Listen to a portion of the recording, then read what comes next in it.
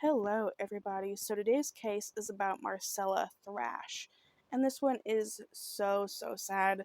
The details are definitely heartbreaking, and you just have to hear it.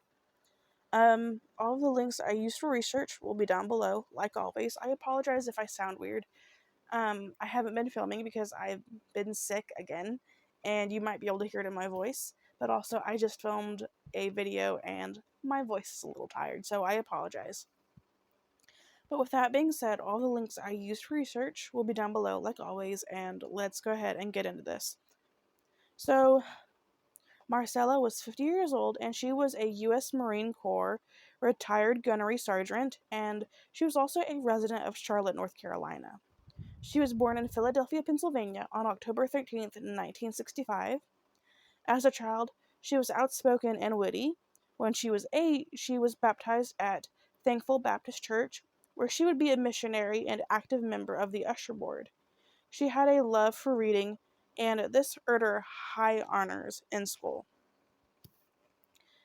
She had plenty of academic success and was active in volleyball before she graduated in 1984 from Parkway Beta High School. As a teen, she volunteered as a candy striper and worked part-time for Sears and Roebuck. I believe it's how it's pronounced, Roebuck. After high school, she secured her first full-time job as um, a fax exam. Wow, I cannot pronounce this. I'm sorry. A full-time job as a tax examiner for the IRS. I don't know why that took me so long to say. In 1986, she joined the U.S. Marine Corps and completed boot camp at Parris Island, South Carolina, and was then stationed at Camp Lejeune in Jacksonville, North Carolina. She would go on to do a tour of duty in Okinawa, Japan for 4 years, rounding out her 8 years of active duty. She spent nearly 13 additional years in the reserves before she retired in 2005. She devoted the rest of her life, professional life that is, to a career in accounting. She would even receive an award for Outstanding Employee in 2017. She was interested in higher learning and attained 2 degrees, a BBA in accounting from Georgia State University and an MBA from Southern Polytechnic State University. She was also pursuing her CPA license. In her spare time, Marcella was an enthusiast in her life.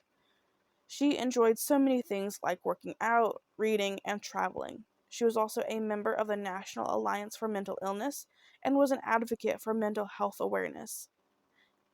And sadly, that does play a role in today's video. People who knew her said that she would always fight for causes that would bring change. And her obituary even referred to her as a gladiator. And if you haven't figured it by now, by the photos on the screen, just these details about her, she definitely looked like a woman who just enjoyed her life. She just had a beautiful, radiant smile. She seemed beautiful inside and out. Like, she just seemed like a total badass, honestly. And I could definitely agree with the gladiator. No, I never got to know her, but just the way she's described, she has done so many amazing things in her life. Like, just, you know what, I want to do this. And she does it. And I just think that's amazing that she's just like, you know what, I want to do this. I'm going to do it. Like, she's she's just someone who has done so much. And I don't think I've ever heard of someone doing so much because she was only 15 years, not 15, she was only 50 years old when this tragedy would happen to her. And it almost feels like she's already lived such a long life, but she really hasn't. She's just packed so much into it. I just thought that was incredible when I was doing my research on this case. Sadly, in April 2017, this wonderful woman would be brutally taken from the world, and this actually boggles my mind. It was done by her own child. Her son, 26-year-old Deontay Markel Long. So around 7 a.m. Uh, in April 2017, police dispatch received a call of an assault in a quiet Charlotte, North Carolina neighborhood. When they arrived at the scene, That is where they would find Marcella, and she was barely clinging to life. She had been stabbed, but before they could even speak with her, she would die of her wound at the scene. Deontay was immediately taken to the station for questioning, and it was quickly apparent that he was responsible for her death. Neighbors say they couldn't believe something like this would happen here. It was just your normal, quiet neighborhood, but some did say that Deontay, who did live with Marcella, would behave strangely, but not to the point where they thought he was dangerous. And I actually have a quote from an anonymous neighbor. They say, "Hopefully, things like this don't become a normal occurrence. We'll do our part to make sure the neighborhood stays safe and secure." And to add, Deontay didn't have a prior record to this except a traffic ticket. But some article says that he has another record of resisting arrest. So I guess just take that with a grain of salt. I didn't really confirm either way. I wasn't really able to. So some says just a traffic ticket. Some says that he was resisting arrest. I don't know if it's like on like the same thing, like it was a traffic stop, and he was resisting arrest. I don't know. So, but it wasn't like anything like, I guess, major, like an assault or anything like this was. He was charged with murder, and in 2019, he was found not guilty by reason of insanity. The verdict was controversial, and even today, it is still debated. I say like even today, like it was so long ago. But it is, to this day, this is still debated. And I can understand why, because this is a woman who seemingly had no reason to be killed by her own son, but she was. Um, and in a brutal way. And when you just look at that alone, you're like, okay, why is he not being found guilty? Like, what's going on here? Like, that doesn't feel like justice. And I'm going to be completely honest. I did, I do honestly still partly feel that way. Like, it doesn't feel right.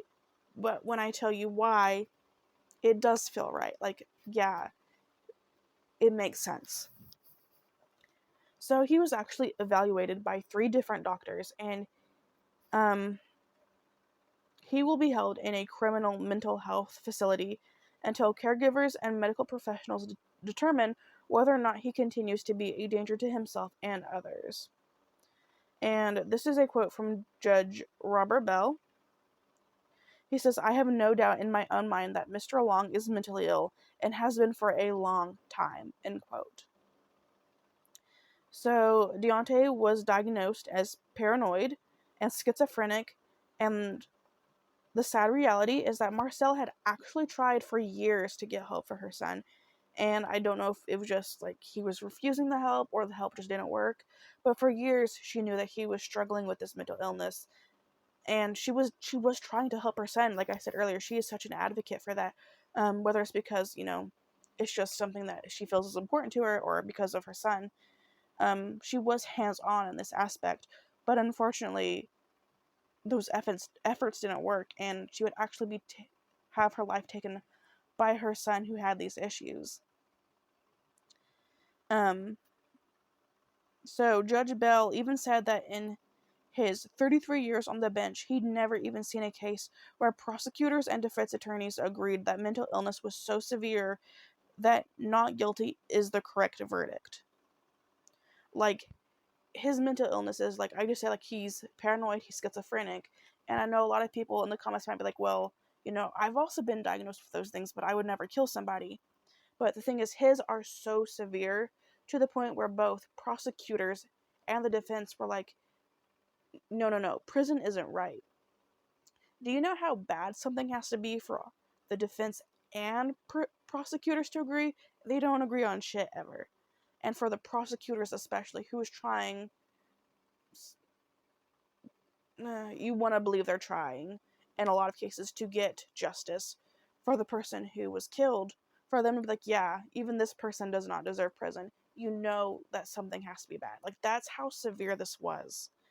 And just reading that alone, I was just like, okay, these are people that obviously know way more than me. Like, in my heart of hearts, that has to be the correct decision when everybody's just like, no, it's bad. Like, prison won't help him. He needs to be in a mental health facility.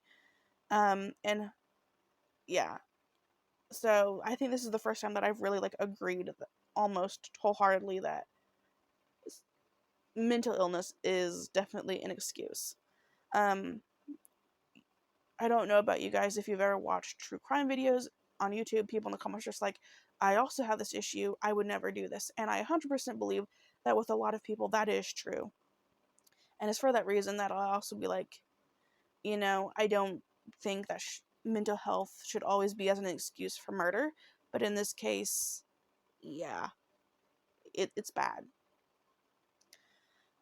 So we're going to end this video with a quote from Barbara Leitner, who was Marcella's mom.